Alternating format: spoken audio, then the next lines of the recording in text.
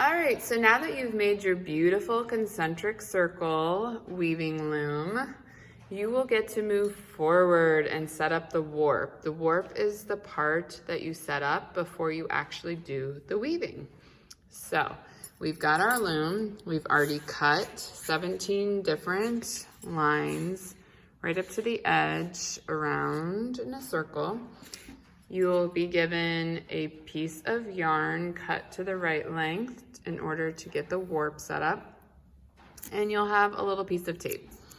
So you can start in any of the notches. They're called notches, these little tabs that you've cut. And you're going to put, just about a finger's length through. You can flip your plate over and you will tape that down so it doesn't go anywhere. So I've taped that down, I'm flipping it back over, and I've got the rest of the yarn on this side. You want to have, so once you go all the way down and then kind of put it in place, you want to count your notches. You're looking to have 8 notches on this side and 7 notches on this side. So we're not counting where the yarn is. So this and this, we're not counting that. So you want 8 notches on this side, 7 on this. So let me see if I've got that. 1, 2, 3, 4, 5, 6, 7. So I've already got it, so that means I know for sure I have 8 because I'm the one who drew the lines for you, so I know that you have the correct amount of lines.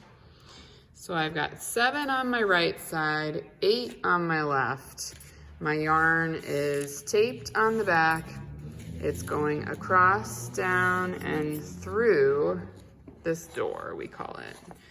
It wants to visit this house, so it's going through this door. And now it's gonna go to its neighbor.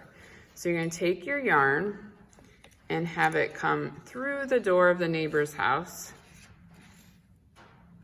You're going to bring it up to make a world's largest X.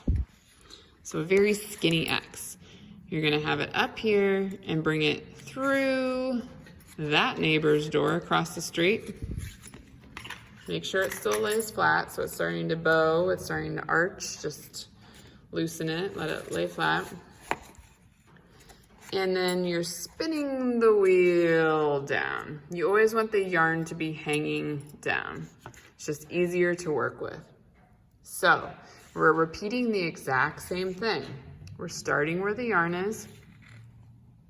We're going to our neighbor's house, going through the door. We want to bring it over, make another X. So you're crossing it over.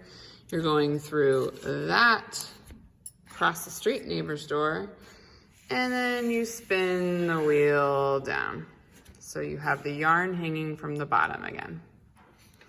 You go right to your neighbor's house, you go through the door, you bring it across, you cross it over to make an X. You spin the wheel down so that it's hanging down again.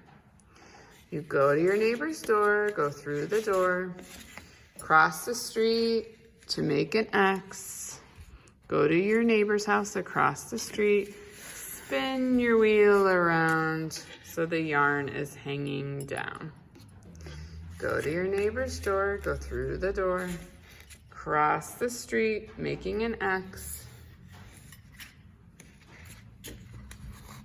spin the wheel down after you go through the door, the yarn is hanging down. Go to your neighbor's house, go through the door, cross the street to make an X, go through the door, spin the wheel down, it's hanging down. Go to your neighbor's house, go through the door, go across the street, make the smallest X you can, go through the door and spin the wheel down. So you're still hanging down again. All right, go to the neighbor's door, ding ding. There's nowhere to go, you've done it. So at this point, you're going to leave it here. You've done all the work that you need to do today. It might take a few practices, and you're definitely going to help your neighbors who are struggling. Some of you will get it right away, some of you get it after a little bit, and some of you will have a hard time with this today. So we're all gonna help each other.